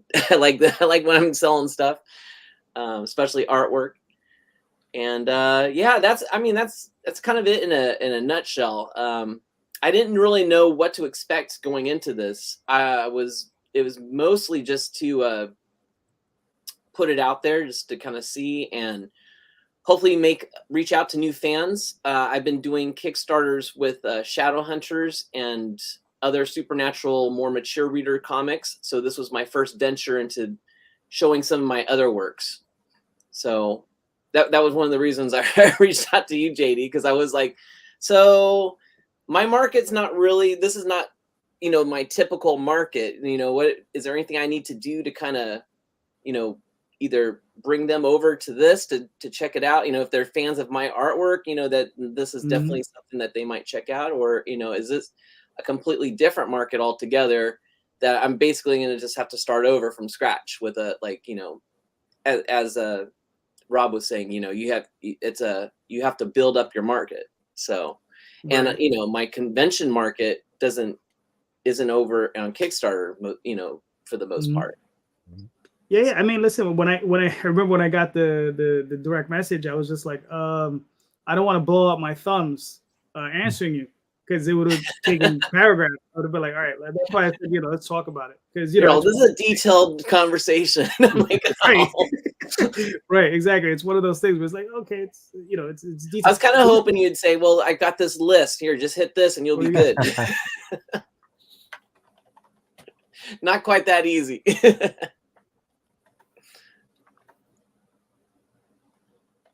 I don't know if that's me breaking up, but it's you breaking up. It's probably me. Oh, am I breaking up? No, I think that was you, JD. Yeah, I could hear him. Uh-oh. Yeah, he froze. Oh, we lost I JD. froze. Yeah, I froze. Yeah. Oh, okay, there you go. Watch that Ghostbusters trailer. Am I back? Oh, You're yeah. back. Am I back? All right, there we go. So Yeah. All right. Yeah, you're good. All right, cool. So yeah, I mean, the book looks. I love the ninjas. They remind me of the Yizzes from Max. The random ninjas. Remember the Max? Yes. They remind So me. the story Izzes. goes. Yeah. is about this girl named Panda, and these random ninjas keep appearing everywhere and just like tormenting her, attacking her. She doesn't know why they're doing it, and she's fighting them off, but nobody can see them but her. So her friends think she's just whacked out of her mind because she's like, it looks like she's breaking out into dance all the time, like and making these weird noises. So as the comic goes on, near the end of like the first part, we introduce Mocha, who hangs out at a vampire coffee shop, and he's been having these dreams about this blonde girl being chased by ninjas all the time, and he's like, it might make a cool comic book, and then just as he's halfway talking about it, there she goes running past him with the ninjas, and he sees them, and he's like, what? That's her, and those are the ninjas. And then it's like, wait a minute, so this guy can see him too, and that's kind of the very beginning of this whole chaotic flood of insanity of fun is with those two. So, but it revolves around them, and it moves.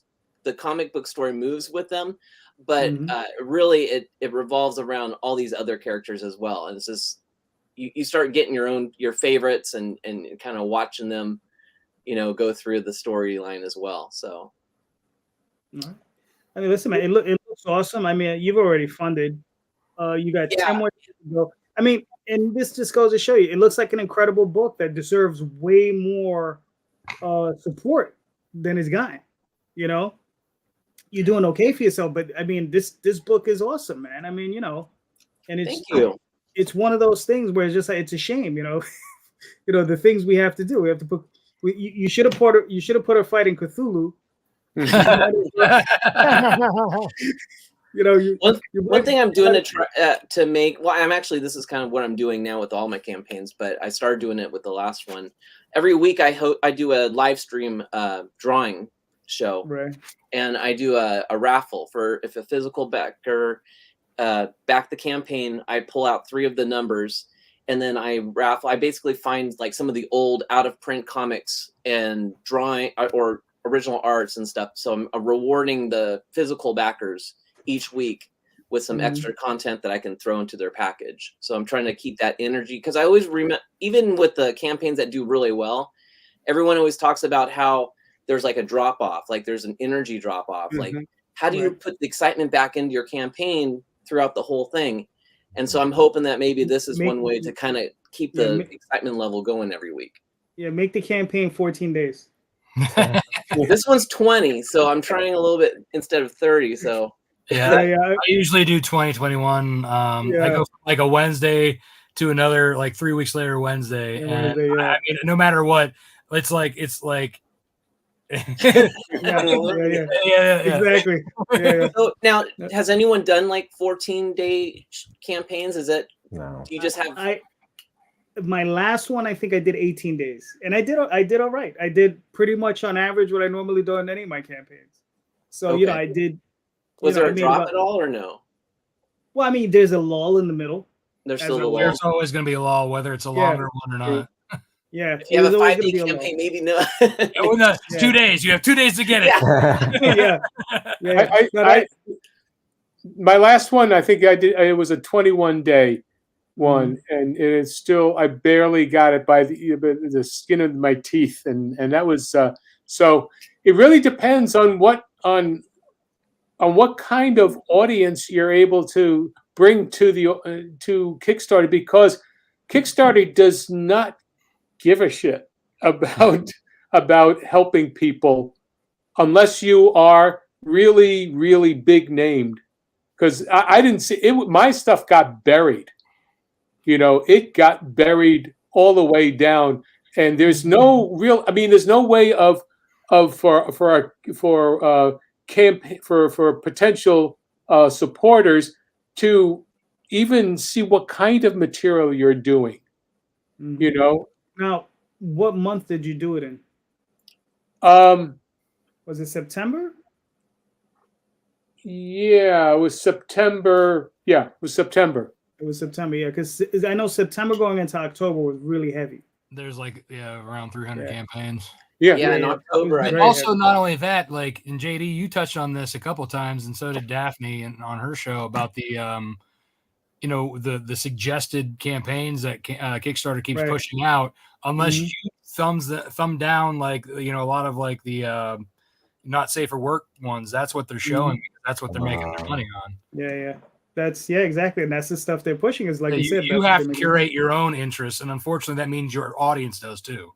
Exactly. Yeah. Right. And I mean, and the Hey, thing so- is so- like, what were you gonna say? No, I was gonna say, I look at Ben Tinsley. He just put a comment in the thing. I got to jump in on this comment. He said, "You guys are all so amazing and so much farther ahead in your comic book careers. It's intimidating." Here's what I would say back to you, man. That last part, don't be intimidated by squat. Do not be intimidated seriously, because I released the first comic that I ever did 6 years ago, and if you go back and look at it, it wasn't a comic. It was an illustrated novel that it was not worth releasing as far as the quality format wise. Don't let anything that we're doing intimidate what you do. Use the knowledge you're getting from the different. I mean, you've got a wide variety of levels of experience, levels of success and expertise, or whatever it may be here, and say, how can I use this to make what I'm doing be a little bit better tomorrow than what I did today? And if you are able to use that to make yourself more successful, that's the only thing you should be judging yourself on. You shouldn't judge what you do based on Rob Multari, because Rob Multari's got a totally different level of fan base, experience, friends, different things that's happened in his life. You could probably put the same exact campaign that Rob Multari does. You could release the exact same issue. You're going to have different results because you have a different life and different strengths than he does. And that could go for anybody else on here. And I just saw your comment just sitting there, and I couldn't just let it sit there any longer, because you shouldn't be intimidated by anything, man. Take the lessons you can learn from everybody that's here, and figure out ways to make what you do be better. And that's all you can ask for. I've been self-publishing for 30 years, and I'm learning every day. I go on these. I watch JD's shows all the time. I watch other comic book shows, and I'm constantly learning from all levels of from creators. I'm always learning stuff. So I don't think you ever stop learning, and the market keeps changing, and technology keeps changing, and JD, you brought up something else when you said what month did you do your campaign in? Yeah. And it was like, yeah, because I found out December is probably not the best time to do a campaign either. Everyone was noticing no one's doing campaigns in December. They're all telling me they're all taking breaks. I'm like, uh-oh. I would even go to say November is a bad time too, because I launched my last one in November, and not, I think that one was a lot more of it felt like it was like one of my first ones, like having to hustle a little bit more to get as far as I did. Because this time of year, people are saving. This is when they're saving for gifts. They're not looking on Kickstarter for gifts. Yeah. You know what I mean? I can tell you direct from the mouth of the person at Kickstarter who was over comics. One-on-one conversation direct from her mouth was that a campaign that ends in the first half of November is about the farthest out that you want something to have, because historically, as soon as people start thinking about Thanksgiving, that's when their mind is, like Rob said, thinking about Thanksgiving, thinking about Christmas presents and things like that. So we wouldn't even dare to launch that heirs campaign until people get a chance to get past the holidays and start thinking about what's going to be happening next year. Am I going to get a tax return? Don't sleep on the fact that economically 2023 is one of the worst years as a country we've had in a long time. Consumer spending is way, way down, no matter what market you're in, no matter if you're going to the comic book store, you're going to the department store, you're going to Kickstarter, you're going to a convention, spending is way down. So all those factors involved. But yeah, doing it at this time of year, you really have put yourself in a tough situation, because you've got a bad economy and you've got the window that is not normally good for launching a Kickstarter. So but here's the thing. Hold on. Here's the thing, though. We do have something that everyone should get for their friends and family right here, right now. Right? Here we go. An alien in my toilet. Oh, there's duty. So the campaign was funded on Kickstarter, and I just added this as a backup for anybody who's not a Kickstarter fan on Indiegogo, which is more like Indie No-No. But Duty is here. Duty is available on Indiegogo for pre-order. And this is book number 6 in the series of There's an Alien in My Toilet. His name is Dudarius Uranus. He's traveled here from Uranus. He thinks he's the smartest thing since sliced bread. His dad is the emperor. And he wants to prove to his dad that he's worthy. So he comes to Earth, crash lands, gets into a house with this Chihuahua named Herman, who thinks he's a talking jalapeno, and there's a son named Bobby who swears to his dad he saw an alien in the toilet, and he's determined to prove it. And the dad becomes the butt of jokes at work. There's a janitor who's a conspiracy theorist who believes that him and Bobby's dad are destined to uncover the secrets of extraterrestrial. There's a government agent named Doe, hot on Duty's trail, and there's a whole lot of crazy stuff happening in this series. So if you love slapstick humor, you'll love There's an Alien in My Toilet. And again, this is book 6, and all back issues are available, even the first volume graphic novels available on the series. And if we get to $500 in pledges, then it'll unlock the amazing cover by a fantastic artist, Lou Pons, who did an homage to Wizards by Ralph Bakshi with Duty. And it's pretty fantastic. And you can unlock that and get that for $5. So it's fun. There's 13 days left. And it's available on Kickstarter, on Indiegogo right now. Man, I don't think a single one of your sentences right there had the finish that I could have predicted. Every single sentence, I'm like, what is going on here, man? That pitch is incredible. Thank you. And all those images that you see there on my art channel, I'll get requests. Can you draw Duty as Thanos? Or can you draw Duty as the Mad Hatter? And so that's where that's taken off, and those prints have become like a collector's item at the conventions. Nice. I mean, yeah. I mean, you did tell me one time that Duty is the world's greatest. What is it, cosplayer? Yes, he is the ultimate cosplayer. Nobody has more costumes than Duty. Duty does what Duty does. I mean, and yeah, he is pretty funny. So he takes a licking, he keeps on ticking. In real life, he's always getting his keister handed to him.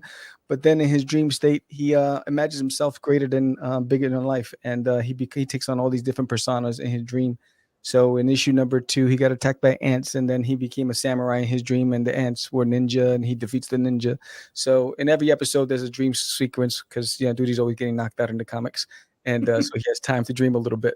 But then in reality, he's realizing he's in survival mode, and he bit off more than he could chew. He has to get off the planet.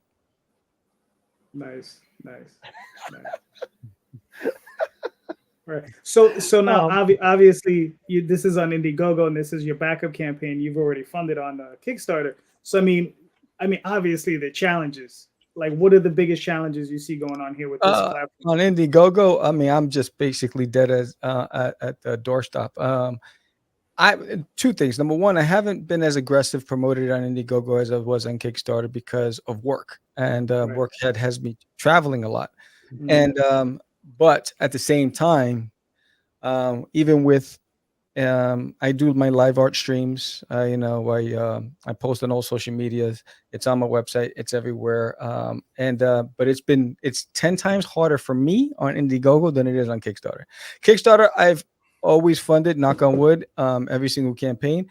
Indiegogo, not so much. And so for some reason, Duty is, I don't know if they like him. I don't know what it is. Maybe he snuck into somebody's house before, but it's an uphill battle on Indiegogo. I think it's that way for everybody. I mean, I've had the same exact experience. I was going to ask you that about Indiegogo versus Kickstarter on more younger reader comics. You're saying it's hard no matter what on Indiegogo then? Yeah, I've had two different campaigns on Indiegogo, a fantasy, more mature audience, and a kids friendly, and both of them have struggled, but they were both funded on Kickstarter. So Indiegogo, for some reason, it's just my audience is not there. Yeah. Okay. Yeah, I brought over some of my books over to Indiegogo, and I know some other creators in Scattered Comics. Ben, that's in the audience, has also brought some books over there. And they did well in Kickstarter, but as soon as we get over to Indiegogo, it's like crickets. It's like the wind is blowing. I think the tumbleweed goes by. It's like what? Like Indiegogo has their specific creators with their audiences, and Indiegogo doesn't have the algorithm that Kickstarter does. Right. Despite like the fact that Kickstarter wants to show more of the the not safe for work stuff, they still do put a lot more effort in as far as like algorithm sharing and showing and promoting. I think it's and there's a lot more people on Kickstarter. So like I said, you're not the only one. I've had the same exact experience. I'm sure JD, I'm pretty sure you've had the same experience there as well. And I know a lot of creators who've done that, kind of like you're like it's Kickstarter large, Indiegogo not.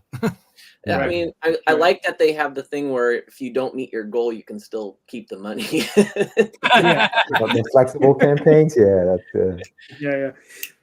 I managed to fund all of my stuff on both Indiegogo and Kickstarter. That's again, it's a small one. The only one I wasn't able to fund at all was on GoFundMyComic. That's where I'm gonna try out next. I couldn't get the time of day there. Huh. I did a lot of heavy promotion in terms of on my website and what have you, but I just don't know what happened. I think it's a newer, like Indiegogo and Kickstarter have been at it together for a long time. I think when you go to like new places like Zoop, Crowdfunder, Fund My Comic, those are new ones. People don't feel like going to multiple sites. They have their accounts. They're established, following. Yeah, well, that's what I mean. Is that those people who are going to Fund My Comic and are funding? I mean, I saw places of people who were funding, 10,000, 15,000 on GoFundMyComic. Wow! But I couldn't get the time of day there, which means they weren't looking at anything other than going directly. Yeah, that's just it. It's they're bringing their own audience. It's not the site helping you. Yeah, well, so my argument then is, I'll go back to what I said before. If you can afford to have a minimal amount of product up on your own website, you might as well sell it from your own website. And then that's got to be an all, because you're going to have, if you have to bring somebody to Kickstarter and to Indiegogo, why cut them in? Right. Good point. Well, true enough. But what's funny is that some people actually feel more comfortable buying from a platform than buying from your website. Yeah, but the credit card is the same. I'm not going to debate you on that. You're right. Yeah.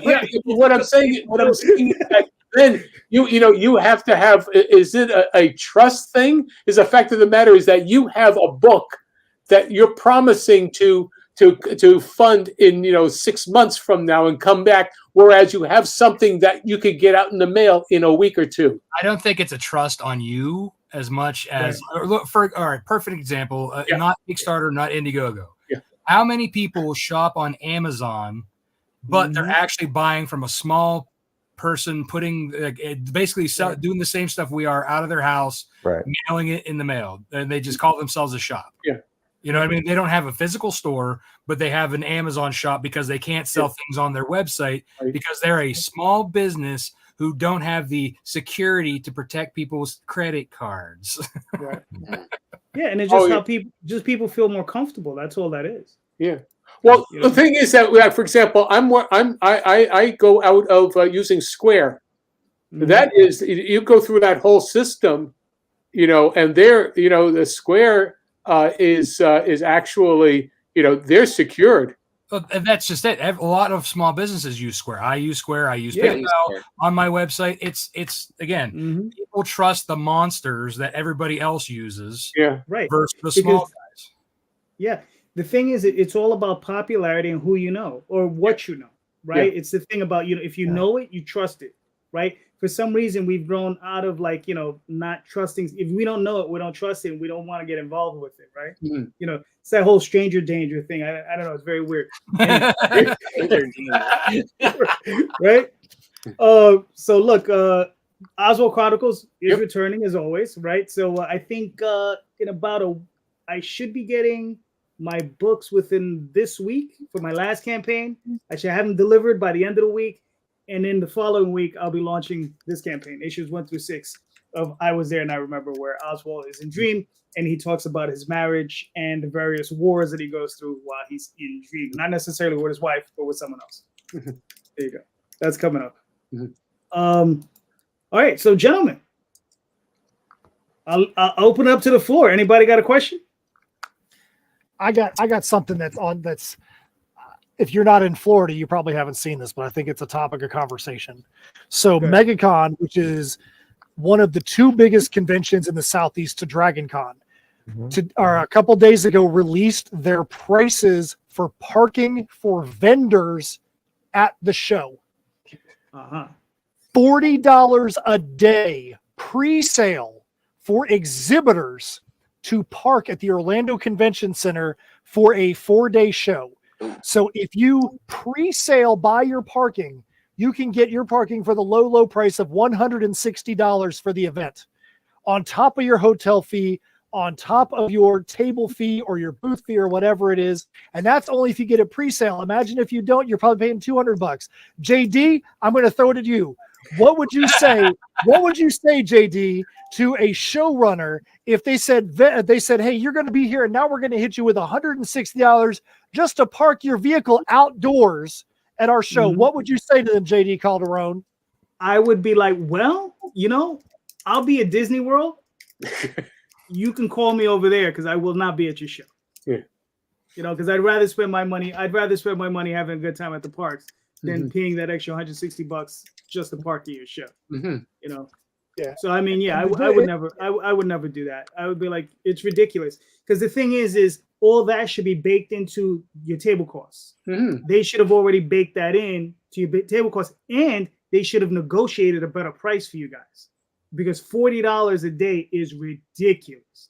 That's what we pay here in New York City. I'm in New York City. Yeah, I was just gonna say right, and it's expensive. As this, they've already said Manhattan is the most expensive real estate in the country. Again, so if we're charging $40, there's Orlando. I mean, it's only expensive outdoor parking, right? So and they probably have space for miles, right? Like I've been to Disney World like dozens of times, and it's just like you see a parking lot. It's like you're walking for miles just to get to your car, right? They bust you to the lot just so you can walk to your car. So I mean, it's like so I mean, what's the deal there? So somebody's scamming you somewhere, and that's all it is. Is like, and who's scamming who? Is it the venue? Is it the state, or is it just the guys promoting the show? Just say, oh yeah, we'll just get an extra, Expo, right? Yeah, we're just gonna get an extra, $160 out of these guys per table or whatever, because we need to get Bill Shatner in here. It's exactly right.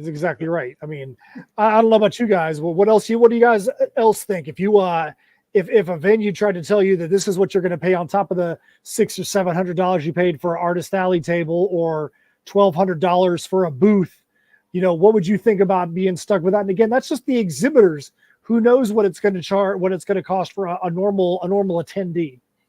What do the rest of you guys think about that? I would say read between the lines. Exactly. I would probably go down a couple blocks and look for the $15 parking somewhere. Yeah.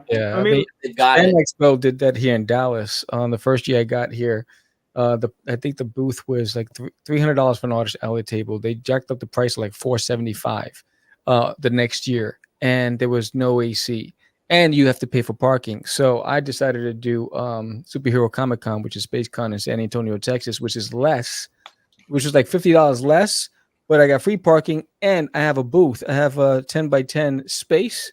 Whereas at Fan Expo, you get a 6-foot table, you're scrunched in with all these other tables, and you have to like walk over each other to get out, to get in front, to go to the bathroom. You barely have any backspace. And so for me, it's like anytime that they're trying to, gouge you, I'm out. So that's all you have to do is just once. And you're getting me not to want to do conventions again. Honestly, I feel like the smaller cons that are more Comic Central are where it's at for everybody. Yeah. Like if you're going to one of those big ones, and I've been learning this more over the years, and it's getting worse and worse, because it's more like pop culture centric. You know, they're there for the stars. They're there for all the stuff that they know already. They're not there for Artist Alley. They're not there for publishers. Mm-hmm. Yeah. Well, that's who we're paying for too, right? We're paying basically for them to, like you said, to get William Shatner in there. That's what all that money goes to. Mm-hmm. And then what happens is the people who are coming into the show have less money to spend inside the show. Yeah. Yep. So now we're screwed even more. I don't know how many times I was at a show when Jason Momoa was there, and somebody's like, "Oh, I just spent all my money, Dude. all my money on Jason How Momoa." many people come up to your table going, It's over. look, they show you all their cool signatures they got. And like, I spent like all my money already. And now I'm just sitting walking around. I'm like, and how many people have been saying? Yeah, they're like, I spent all my money. It's like, then please get away from my table. now you're spending my air. Yeah, You're now you're just blocking showing off. in front of you or in back of you. yeah. But no, yeah. I mean, Daphne and I were at a show down in Washington D.C. and like I look, I love Bill Shatner. I respect Bill Shatner, but every single time he showed up at a comic book convention we were at, it would just murdered sales. It just murdered sales every time. It's like we would go the year before, do great, and then the following year, Bill Shatner would show up, and it'd be like, "That's it, done." We could just Was pack that it up. awesome time that you were out? Yeah. Whenever we hear that Shatner's at a show, we're like, "That show's been shat." Yeah, pretty much. Exactly.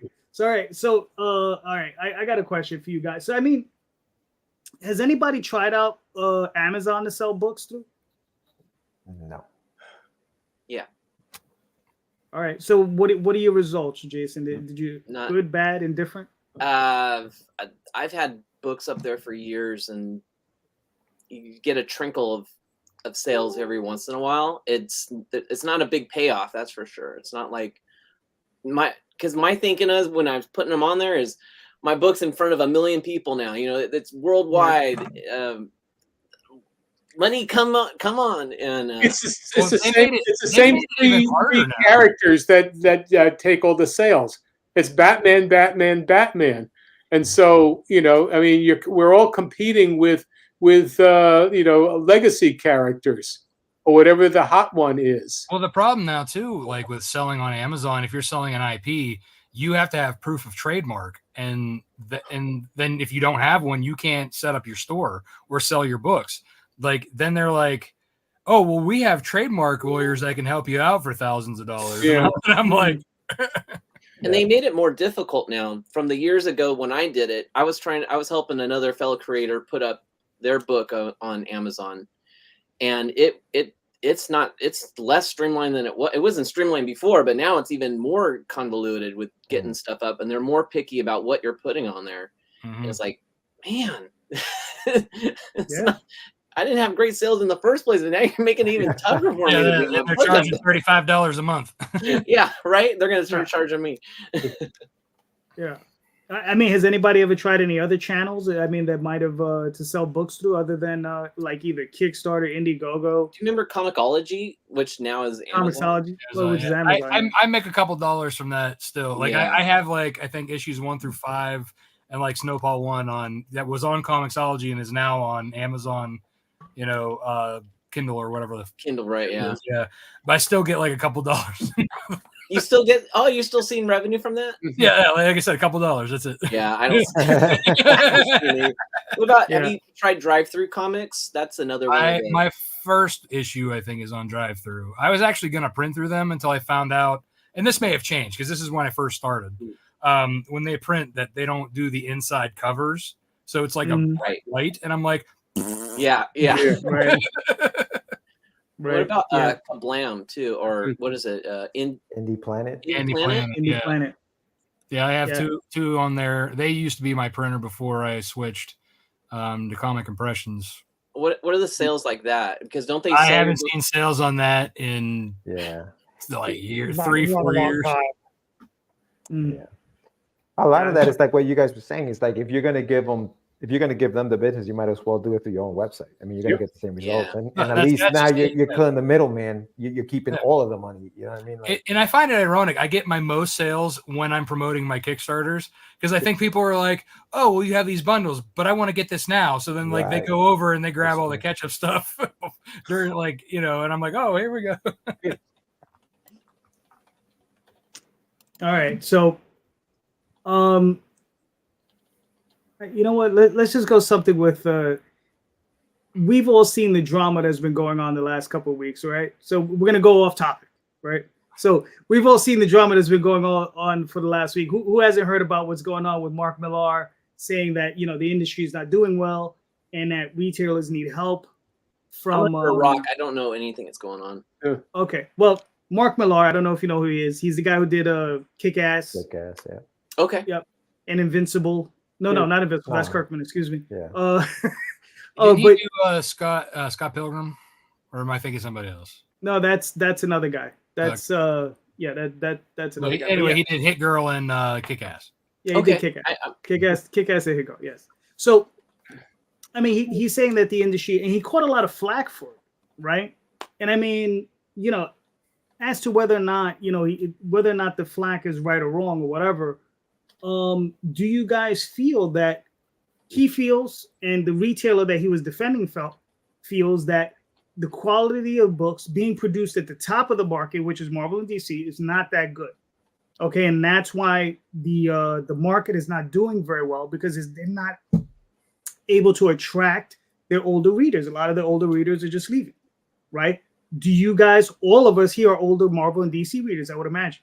Not a one of us. I don't think all of us come from that grassroots area, right? So, do you guys find that these companies are producing books that you guys want to read? Right. So let's start with Jason.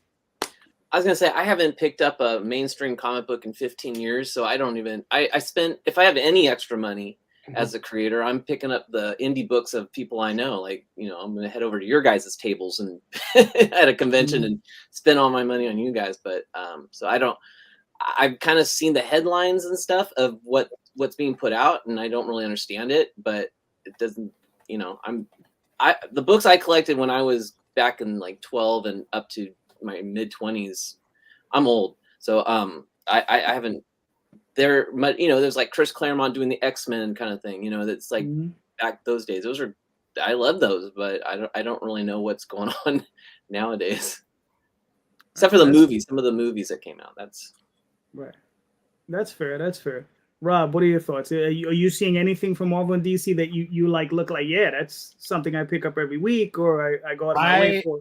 I officially so for me, I was collecting from when I first started learning to read until like my 30s.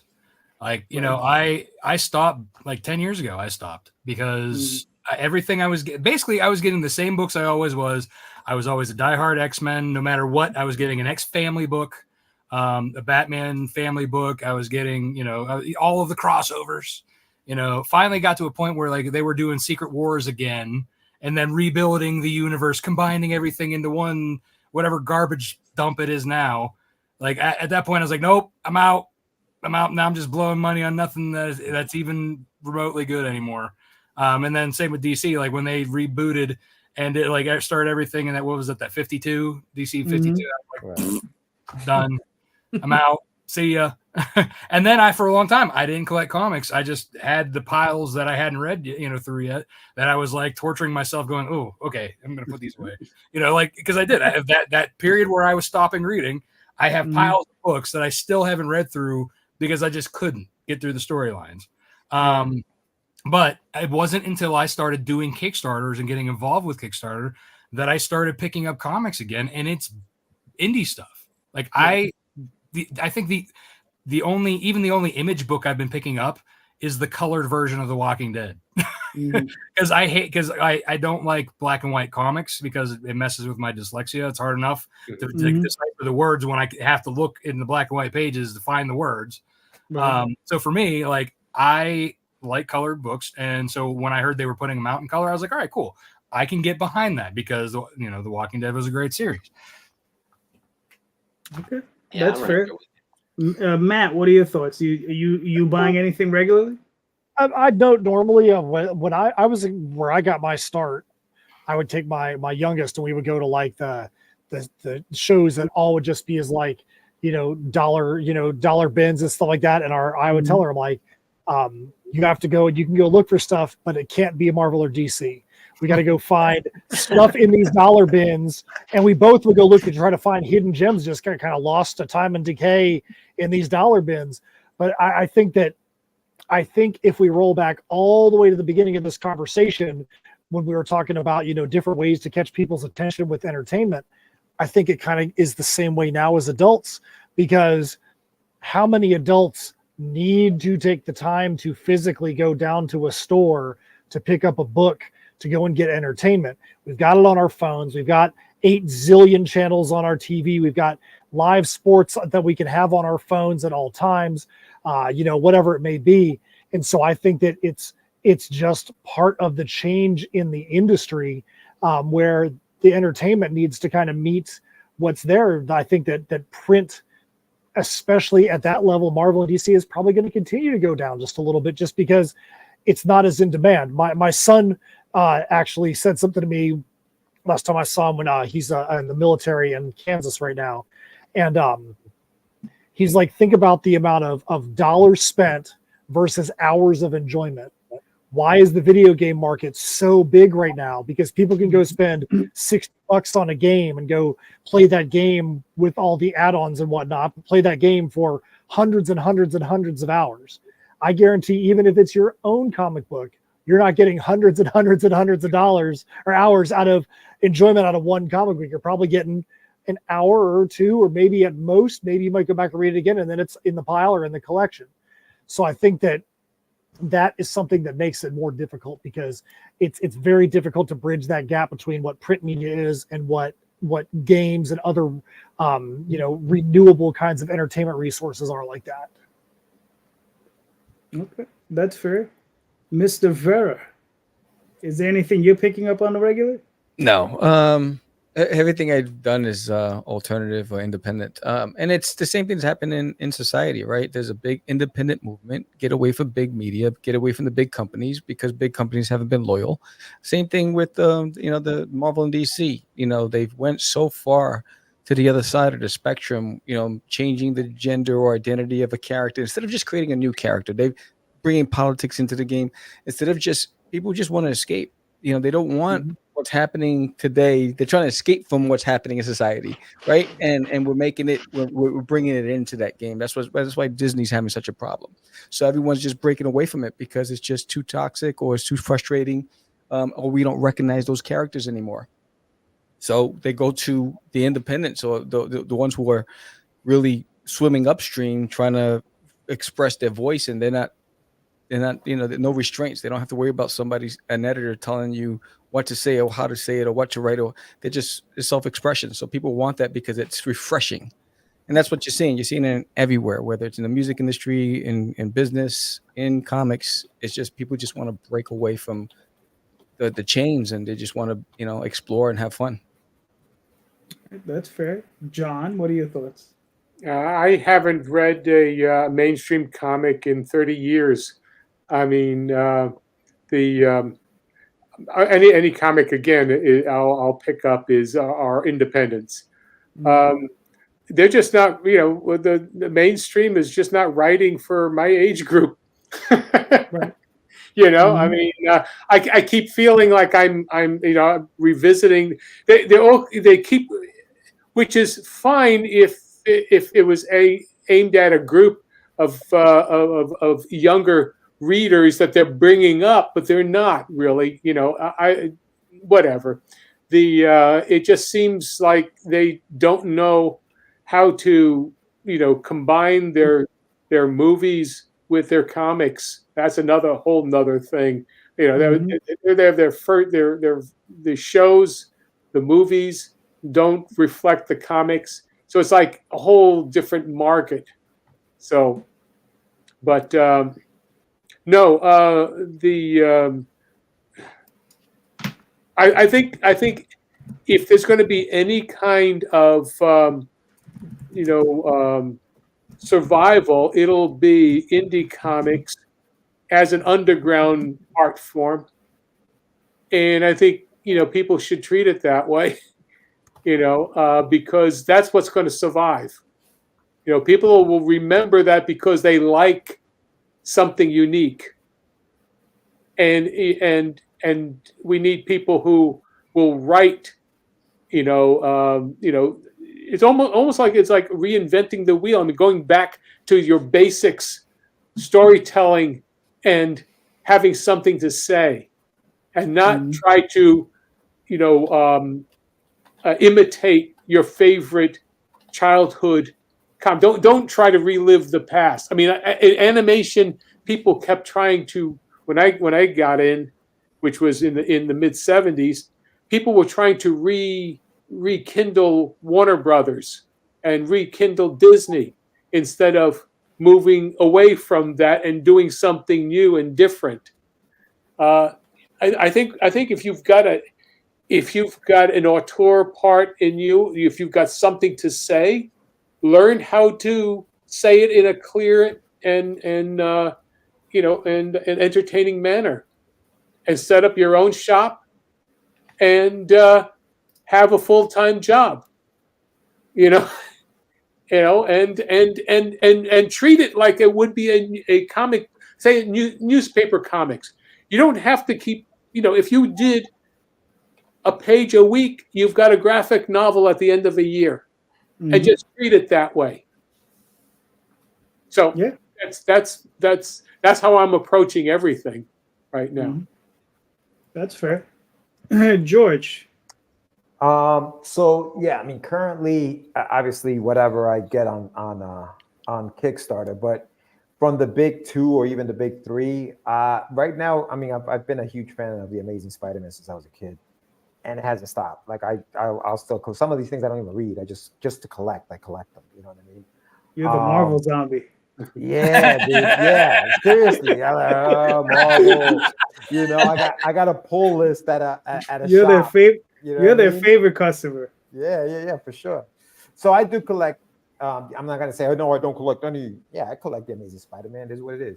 But most of what I spend on is on like the Kickstarters. That's where I do most of that, and a lot of that is digital because it's just there's barely any room for the physical copies of a lot of things. So even though I want to support indies and buy their physical books, most of the time I just support digital comics. And then what I'll do is I'll drop the extra $5 or whatever it is to cover the 10. And that way you don't even have to send me anything. You don't have to ship anything, which is where you spend most of your money is shipping anyway. So yeah. Well, for myself, I usually find myself buying like omnibuses. Like I just got the Arthur Adams omnibus from Marvel. So that was a really nice book. Was that through Marvel? Yeah. Well, you got to remember there's an art book. Okay. That came out for Arthur Adams. That was on Kickstarter. Right. Yeah. That was on Kickstarter. Yeah. Marvel released an omnibus for Arthur Adams that has a reprinting of Long Shot and basically all of the annuals that he did during the 90s, the 80s, all the way up to 2000. So I think the history runs all the way up through 1999, and I'm pretty sure they're going to release a second omnibus where it's going to be from 2000 to current. And I have to say, it was actually pretty cool because they showed off a lot of pages in black and white. They showed a lot of his pencil stuff. They showed a lot of artwork that I'd never seen before, like trading cards and all kinds of stuff. Plus, they reprinted a lot of his comics book. On top of that is like I picked up John Bird's Alpha Flight, the reprints on that, the omnibus on that, and that's pretty much it. It's just like it's pretty much I'm rebuying stuff that's in my collection that I can't read anymore. Because it's in the collection. I'm not gonna go digging this stuff out. Right.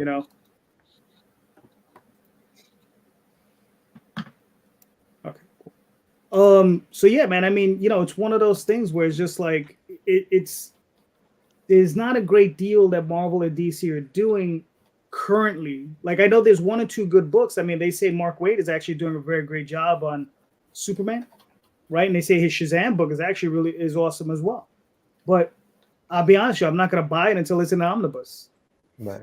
It's like, that's when I'm gonna go pick it up. It's like, all right, I want 1,000 pages of it. I don't want to read I've stopped buying like floppies a long time ago. Yeah. I'll only do it for independence, and even then, if I back it on Kickstarter, I'll pick up the first issue, and then you're gonna hate me for this. Is I'm usually trade weighting it. You know, and then I'm gonna sit back and be like, all right, well, you know. I got you, JD. I got you, brother. Ah, I called your bluff. Nice. You know, but I don't know if you saw my I just posted up a bunch of books on Facebook where I just had a pile of books that I just picked up. So, yeah. So all right. So gentlemen, we made it to hour 2. So, you know, Nice. Rob, where can we find you and your work, sir? Yeah, so you can find me with most of my stuff at Lone Wolf Comics, at lonewolfcomics.com, at the actual @ Lone Wolf Comics, Facebook, Twitter, Instagram. You can find my kids' book, Wolfpack Pups, at wolfpackpups.com and at Wolfpack Pups. That would be on Facebook, and then I forget the other. Couldn't get all of them. Yeah, no, they're on. MySpace, Twitter, Instagram. I couldn't get the same names, so you know all that fun stuff. But anyway, yeah. So you can find me online, and personally, you can find me at Rob Multari, Facebook, Twitter, and Instagram. All right, cool. Matt, where can they find you and your work, sir? All right, so insymmetrycreations.com is the main site for everything. If you want to go to our shop, go to tinyurl.com/insimshop. That's INSYMSHOP. And if you want to get yourself onto our following our upcoming Kickstarter for Heirs of Isildur, The Perilous Prospects Book 3, you can go to tinyurl.com/heirs-TPP3. Those are the places you want to go for us. All right, cool. Mr. Jason, where can they find you, sir? All right. Well, since I want to focus everybody, head over to Kickstarter and do a search for Panda. The Panda Days will pop up right away. You'll see the cute blonde-haired girl with a pink shirt. Click on it. Get yourself a Panda Days trade. Okay. Where you can find me, I'm on most social medias, either Jason Dube or Scattered Comic Books. If you go to scatteredcomics.com, you can find me and all the other creators that do comic books there. And it does have a list of all the campaigns coming up, so you can check us all out there. If you can't find me on social media, looking for my name or Scattered Comics. And JD, thank you so much for having me on this show, being able to plug and talk to all these great creators. It's been a good time. Listen, man. Listen, that's what we're here for. You know, except Jay, because you know he had to bail. You know, he could have taken the Jets losing again. Oh no! Yeah, there it is. Mr. John, where can they find you and your work, sir? All right, you can get me at johncelestrycomics.square.site. You can get my 2 digest trade paperbacks of Bloodwing Angel.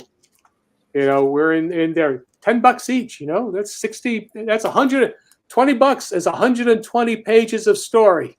Mm-hmm. So right there. So anyway, yeah, you get me there, and my Boba Fett's book, and all the other comics too. All right, cool. Now I got a question, John. When's the 3rd one coming out? I stumped him. All right. Well, no. You know, the reason I'm stumping is because I'm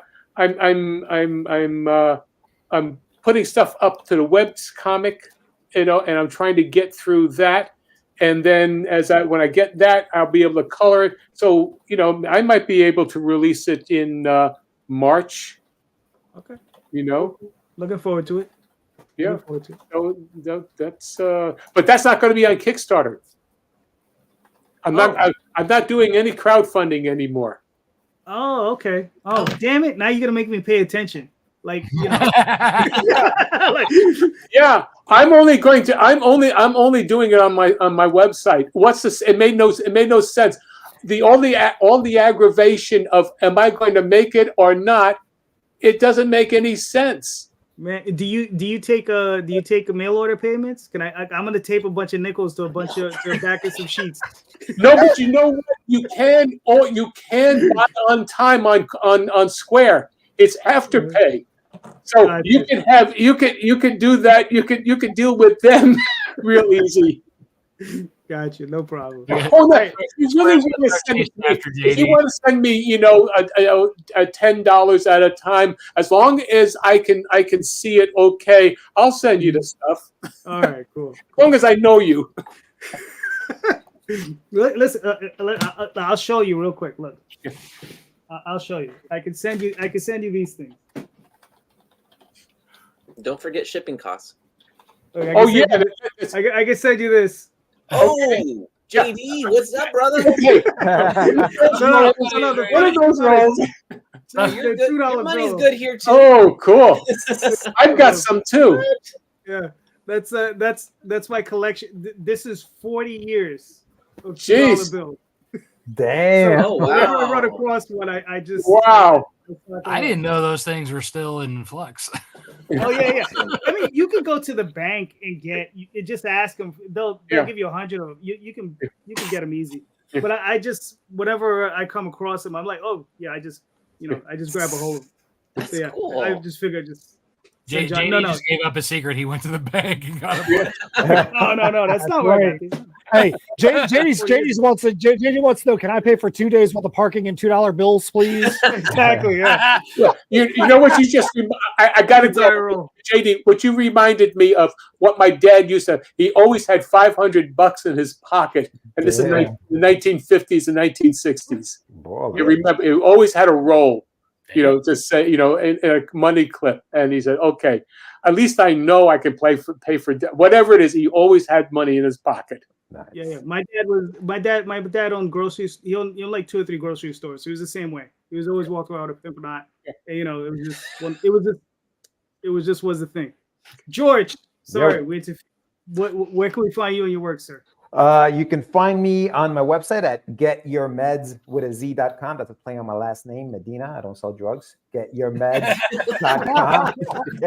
People confuse How often that. do you have to say that? Yeah, all the time, dude. All the time, every single time. But see, I look at my books and my merch as your drug. You should be addicted to that. Get your meds. Right. So yes, you can go there. I also do a podcast with the gentleman who was with us here, Sam, who left, called Catch the Craze. We go on live Tuesday nights at 8 p.m. and we talk to independent artists like yourselves. We'd like to promote the indies as well. So if you are interested in coming on, check us out there on YouTube. Get your meds on YouTube at Catch the Craze. But I also have a YouTube channel called Get Your Meds, where I have a show called The Art of Comic Writing.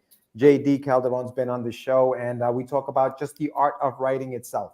I feel like writers don't get enough shine when it comes to the craft of writing. So I have a show dedicated to just writers, and we talk about writing. I mean, obviously, you guys as artists, you're also storytellers, especially if you do your own books. So you're welcome to come on as well and talk about that art form. But yeah, I do that. So if you guys want to check that out, and that's it, man. That's all I got.